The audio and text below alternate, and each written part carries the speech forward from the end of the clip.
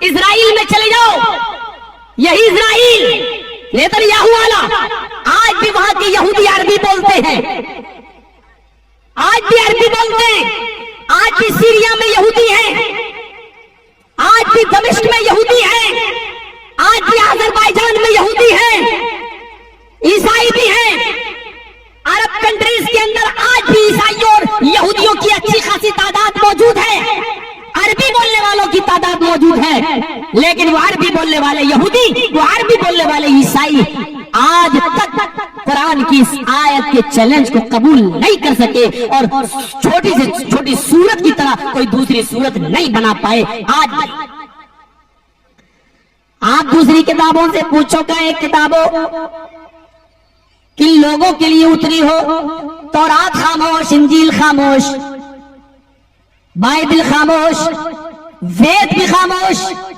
آپ قرآن سے پوچھو کہ قرآن تو کن لوگوں کے لیے آیا ہے، قرآن جواب دے گا ھدی للمتقین، مجھے متقیوں کے لیے، اللہ سے ڈرنے والوں کے لیے ہدایت بنا کر بھیجا گیا ہے۔ دوسری جگہ قرآن کہے گا ھدی للناس وبینات من الہدی، دنیا کی تمام انسانیت کے لیے اللہ نے مجھے ہدایت بنا کر بھیجا۔ قرآن جواب دے گا دنیا کی ساری کتابیں خاموش۔ دنیا کی اور ساری کتابوں سے پوچھو، کیا ایک کتابوں، اے تورات بتا تو کس مہینے میں آئی، اے زبور بتا تو کس مہینے میں نازل ہوئی، اے انجیل تو بتا کہ تو کس مہینے میں اتری، اے وید، اے رگ وید، یجر وید، اتھر وید، سام وید، تم بتاؤ کس مہینے میں اترے ہو، کس مہینے میں تمہیں لایا گیا ہے۔ ساری کتابیں خاموش، تورات جواب نہ دے گی، وید جواب نہ دے گا، انجیل خاموش نظر آئے گی۔ قرآن سے پوچھو اے قرآن تجھے کس مہینے میں نازل کیا گیا، قرآن جواب دیتا ہوا نظر آئے گا، شہر رمضان الذی انزل فیہ القرآن، رمضان کا مہینہ وہ بابرکت مہینہ ہے جس مہینے کے اندر قرآن نازل، جس مہینے میں قرآن اترا۔ رمضان کا مہینہ وہ بابرکت مہینہ جس مہینے میں قرآن نازل کیا گیا ہے۔ قرآن دو قدم آگے بڑھ کر جواب دے گا، ہم رمضان کے مہینے میں بھی نازل ہوئے اور رمضان کے مہینے میں دن میں نازل ہوئے یا رات میں، اس کا بھی جواب دیتا ہوا نظر آئے گا۔ انا انزلناہ فی لیلۃ القدر، ہم نے اس قرآن کریم کو رمضان کی طاق راتوں میں سے کسی طاق رات میں شب قدر کے اندر ہم نے نازل کیا۔ یہ قرآن کے جواب ہے۔ وید کو لانے والا نبی کون ہے، خود ہندو بھائیوں کو نہیں معلوم۔ پوچھو کہ رام کی زندگی کس کتاب میں ملے گی، کہیں گے رامائن میں۔ پوچھو کرشن جی کی زندگی کس کتاب میں ملے گی، کہیں گے گیتا میں۔ پوچھو پھر تمہاری آسمانی کتابیں کون ہے، وہ کہیں گے وید۔ پوچھو وید کون نبی لے کر آیا، کہیں گے نہیں معلوم۔ عیسائیوں کو معلوم ہے انجیل عیسیٰ لے کر آئے، یہودیوں کو معلوم ہے تورات موسیٰ لے کر آئے، مسلمانوں کو معلوم ہے قرآن محمد پر اترا، لیکن ہندو بھائیوں کو نہیں معلوم کہ وید کس پر اترا ہے۔ ساری کتابیں وید وغیرہ خاموش۔ قرآن سے پوچھو تو کس نبی پر اترا، تجھے لانے والا نبی کون، قرآن جواب دے گا۔ یہ ہم کہہ رہے ہیں، عیسائی کہتے ہیں کہ انجیل عیسیٰ پہ اتری، لیکن انجیل میں جواب نہیں ملے گا۔ پوری انجیل میں ڈھونڈ لو، انجیل کس پر نازل ہوئی، انجیل خاموش۔ تورات میں پوچھ لو، تورات تجھے لانے والا نبی کون، تورات خاموش۔ زبور سے پوچھ لو تجھے لانے والا نبی کون، زبور خاموش۔ قرآن وید سے پوچھ لو کہ وید بتا تجھے لانے والا نبی کون، وید خاموش۔ قرآن سے پوچھو قرآن تجھے لانے والا نبی کون، قرآن جواب دے گا نزل علی محمد، یہ قرآن محمد رسول اللہ کے قلب اطہر پر نازل کیا گیا ہے، محمد رسول اللہ پر اتارا گیا ہے۔ یہ قرآن جواب دیتا ہوا نظر آئے گا۔ اور اسی لیے قرآن کی وجہ سے حیثیتیں اور تبدیلیاں ہو گئی، حیثیتیں بدل گئی، مقام بدل گئے۔ مکہ میں کیا نہیں ہوتا تھا، ساری برائیوں کی جڑ تھی مکہ۔ قرآن کے آنے سے پہلے جوا وہاں کھیلا جاتا تھا، شراب وہاں پی جاتی تھی، زناکاری وہاں عام تھی، جوئے میں لوگ اپنی بیویاں بھی ہار جاتے تھے، اپنی بیٹیاں بھی ہار جاتے تھے۔ شراب کا حال یہ تھا کہ پیدا ہوتے ہی بچے کو سب سے پہلے شراب کے قطرے اس کے منہ میں ڈالے جاتے تھے۔ جہالت عام تھی، قرآن کے آنے سے پہلے مکہ کو ام الخبائث کہا جاتا تھا، تمام برائیوں کی ماں. لیکن جب قرآن مکے میں نازل ہوا محمد رسول اللہ پر، تو قرآن کی برکت سے اللہ رب العالمین نے اسی مکے کو ام القرى بنا دیا، تمام بستیوں کی ماں. جو ام الخبائث تھا وہ تمام بستیوں کی ماں بن گیا. آج بھی اس پر اتنا امن، اتنا سکون ہے کہ آپ کا اگر 20 ریال بھی زمین پر گر جائے تو کوئی اٹھانے والا نہیں ہوگا، اور اٹھا لے تو میرے بھائیوں اس کو صندوق میں ڈالنا پڑتا ہے. کیوں میرے بھائیوں؟ آج وہاں امن اور سکون ہی نظر آتا ہے. اتنی شانتی پیدا ہونے پر پہنچ جاتا ہے کہ صبح ماں ناشتہ بنا رہی ہے بیوی، لیکن پانی کا وہ قطرہ اپنی جگہ سے ہٹتا نہیں ہے. وہ ٹہل رہی ہے، چل رہی ہے، کھانا بنا رہی ہے، دنیاوی کام کر رہی ہے، اٹھ رہی، بیٹھ رہی، لیٹ رہی، سو رہی، جاگ رہی، سب کچھ کر رہی ہے، لیکن پانی کا وہ قطرہ اپنی جگہ سے ٹس سے مس نہیں ہوتا اور وہ اپنا کام کر رہا ہے. ثم خلقنا النطفة علقة فخلقنا العلقة مضغة فخلقنا المضغة عظاما فكسونا العظام لحما. پھر ہم نے اسی نطفے کو، اسی قطرے کو، ثم خلقنا النطفة علقة گوشت کا لوتھڑا بنا دیا، جمع ہوا خون بنا دیا. پھر ہم نے اسی نطفے کو، اسی پانی کے قطرے کو جمع ہوا خون بنا دیا. پھر اس جمے ہوئے خون کو ہم نے گوشت کا لوتھڑا بنا دیا. پھر اس گوشت کے لوتھڑے کو ہم نے ہڈی بنا دیا. فَكَسَوْنَا الْعِظَامَ لَحْمًا، پھر ہم نے اسی ہڈی پر گوشت چڑھا دیا. M S doctor, surgeon, ultrasound پر یہ ساری چیزیں دیکھنے والا وہ دیکھ کر دنگ رہ جاتا ہے. 1400 سال پہلے قرآن میں آیتیں نازل ہوئی. محمد رسول اللہ کو یہ کس نے بتایا کہ پہلے یہ پانی کا قطرہ جمع ہوا خون بنتا ہے، پھر خون سے گوشت کا لوتھڑا بنتا ہے، پھر گوشت کے لوتھڑے سے ہڈی بنتا ہے، پھر ہڈی کے اوپر بھی گوشت چڑھایا جاتا ہے. یہ 1400 سال کے بعد سائنس نے آج ترقی کی ہے، ہمیں یہ آج پتا چلا ہے. 1400 سال پہلے محمد پر نازل ہونے والی یہ کتاب، اس قرآن کا نازل کرنے والا یہ بتلا رہا ہے. اس کا مطلب یہ ہے کہ یہ اللہ تبارک و تعالیٰ کی طرف سے نازل کی ہوئی کتاب ہے. اس نے قرآن کو سائنس کی روشنی میں سمجھا، اسلام لے آیا. آج میرے بھائیوں، قرآن کو وہ لوگ زیادہ اچھی طریقے سے سمجھ رہے ہیں جو سائنس پڑھ رہے ہیں. آج قرآن کو وہ لوگ زیادہ اچھی طریقے سے سمجھ رہے ہیں جو میتھ پڑھ رہے ہیں. قرآن کو وہ زیادہ اچھی طریقے سے سمجھ رہے ہیں جو فزکس اور کیمسٹری پڑھ رہے ہیں، کیونکہ قرآن میں یہ سارے علوم موجود ہیں، سارے علوم موجود ہیں. اس لیے علم دین کے ساتھ ساتھ آپ علم دنیا بھی حاصل کریں، ورنہ ہاتھ کٹ جائیں گے، کہیں کے نہیں رہ جائیں گے. اذا السماء انفطرت، جب آسمان پھٹ جائے گا. آج سائنس بھی کہتی ہے کہ ایک دن آسمان پھٹے گا. اذا الشمس کورت، جب سورج کی گرمی لپیٹ دی جائے گی. سورج روزانہ اپنی روشنی دھیرے دھیرے کم کرتا جا رہا ہے، اس کو ہم سائنس کی روشنی میں سمجھیں. اذا زلزلت الارض زلزالها، جب زمین اپنی پوری شدت کے ساتھ ہلا ڈالی جائے گی.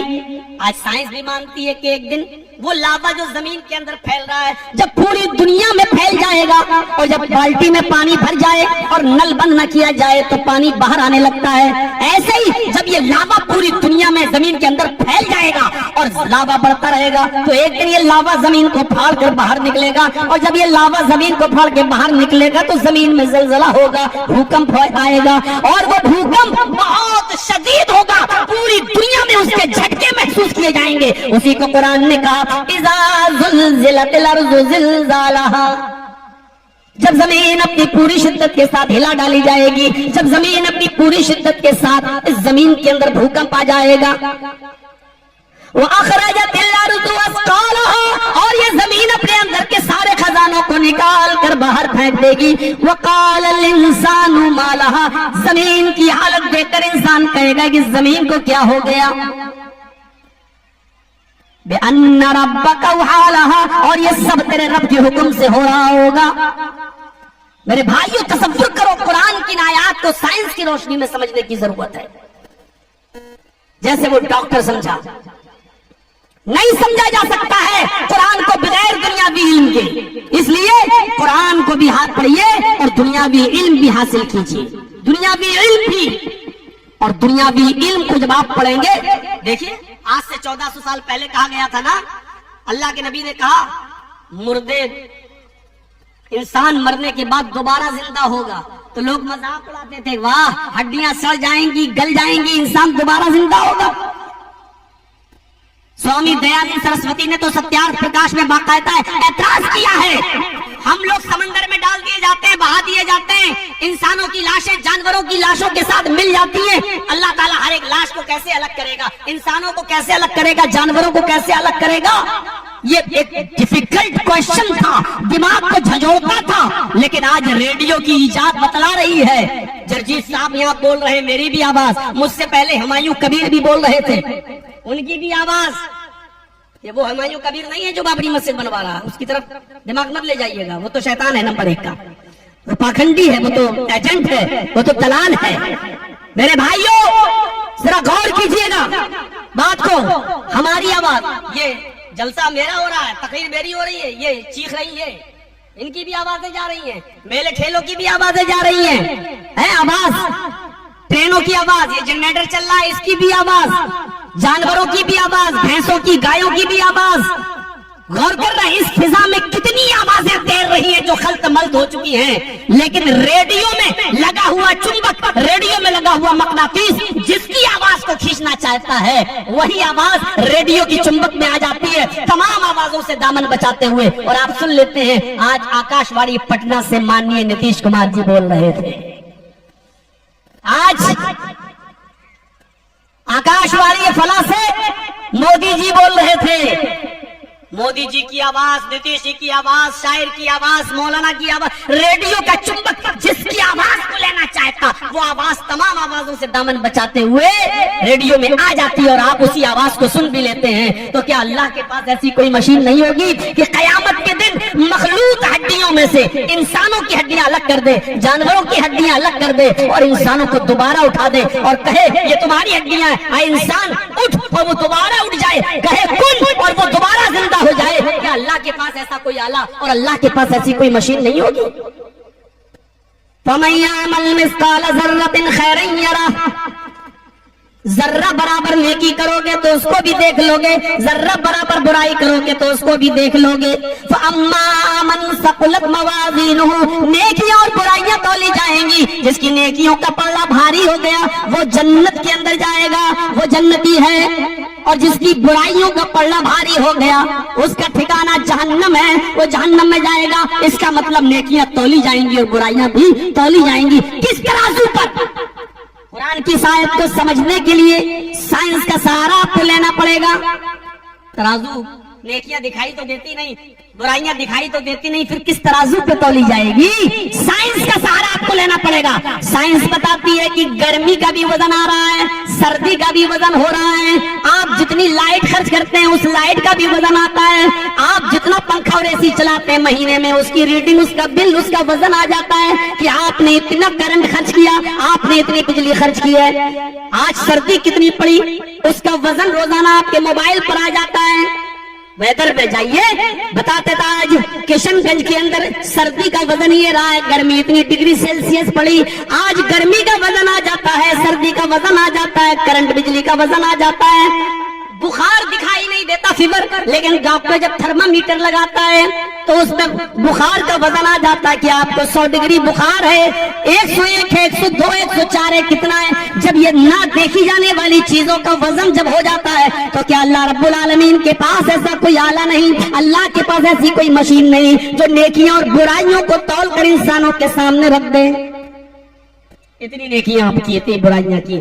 قرآن کی آیت کو سمجھنے کے لیے سائنس کا سہارا، اس لیے قرآن سارے علوم کا سردار ہے اور سارے علوم قرآن میں۔ یہ الگ بات ہے کہ ہم وہاں تک پہنچ نہ پائیں، قرآن میں بایو بھی ہے، قرآن میں کیمسٹری بھی ہے، قرآن میں فزکس بھی ہے، قرآن میں میتھ بھی ہے۔ یہ الگ بات ہے کہ ہم وہاں تک ہماری عقل پہنچ نہیں پاتی ہے، یہ الگ بات ہے۔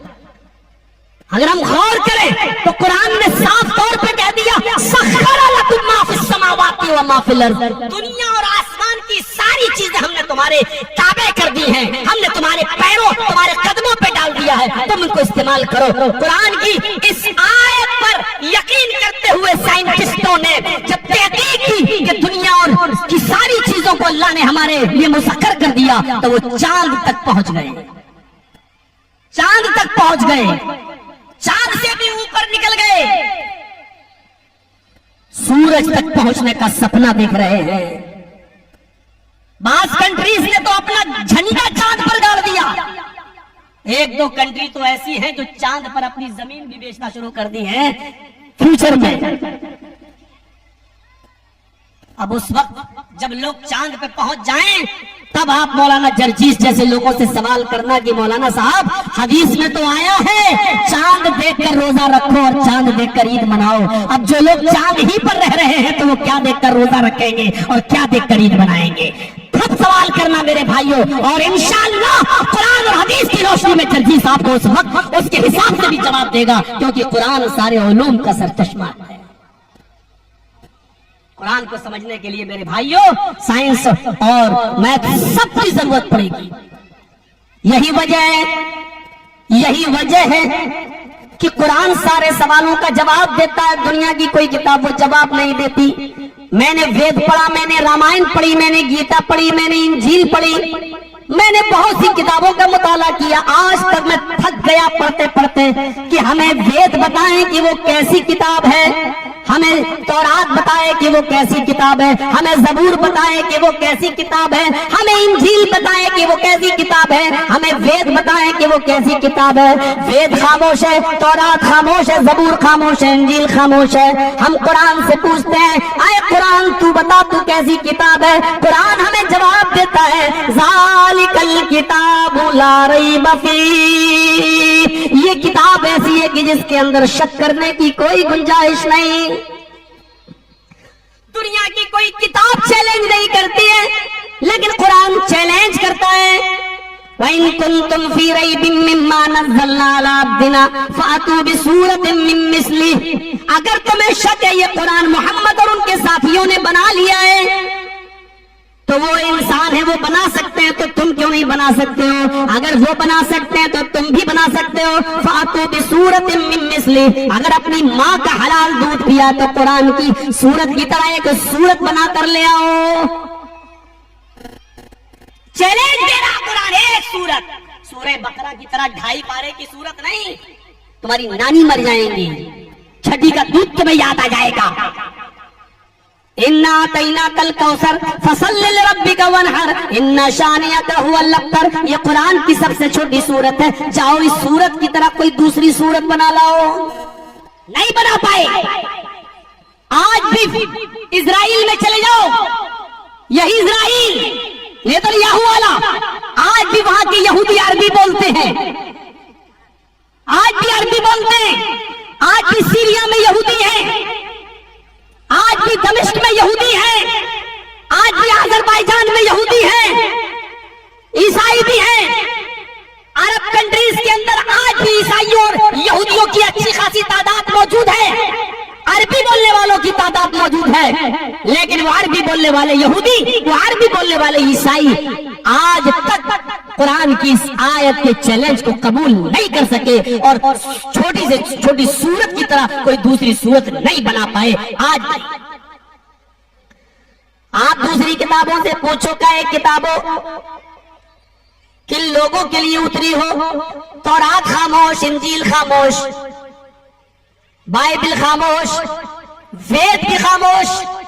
آپ قرآن سے پوچھو کہ قرآن تو کن لوگوں کے لیے آیا ہے؟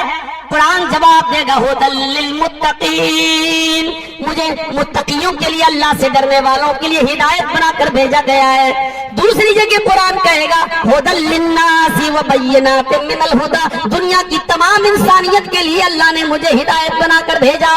قرآن جواب دے گا دنیا کی ساری کتابیں خاموش۔ دنیا کی اور ساری کتابوں سے پوچھو کیا ایک کتابوں، اے تورات بتا تو کس مہینے میں آئی، اے زبور بتا تو کس مہینے میں نازل ہوئی، اے انجیل تو بتا کہ تو کس مہینے میں اتری، اے وید، اے رگ وید، یجر وید، اتھر وید، سام وید، تم بتاؤ کس مہینے میں اترے ہو، کس مہینے میں تمہیں لایا گیا ہے۔ ساری کتابیں خاموش، تورات جواب نہ دے گی، وید جواب نہ دے گا، انجیل خاموش نظر آئے گی۔ قرآن سے پوچھو اے قرآن تجھے किस महीने में नाजिल किया गया? कुरान जवाब देता हुआ नजर आएगा, शहरु रमजान अल्लज़ी उन्ज़िला फ़ीहिल कुरान। रमजान का महीना वो बाबरकत महीना है जिस महीने के अंदर कुरान नाजिल, जिस महीने में कुरान उतरा।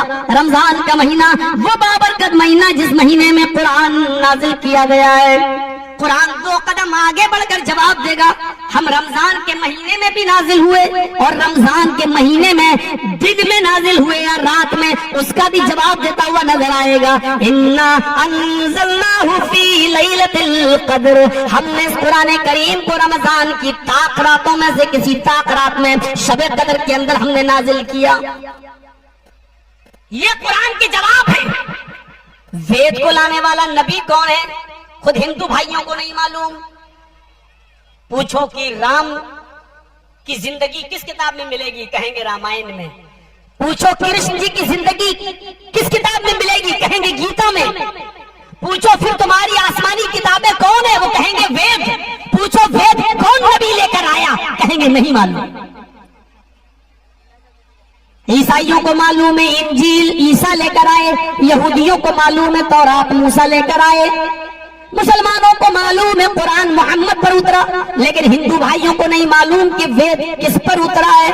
सारी किताबें वेद वगैरह खामोश। कुरान से पूछो तू किस नबी पर उतरा, तुझे लाने वाला नबी कौन? कुरान जवाब देगा।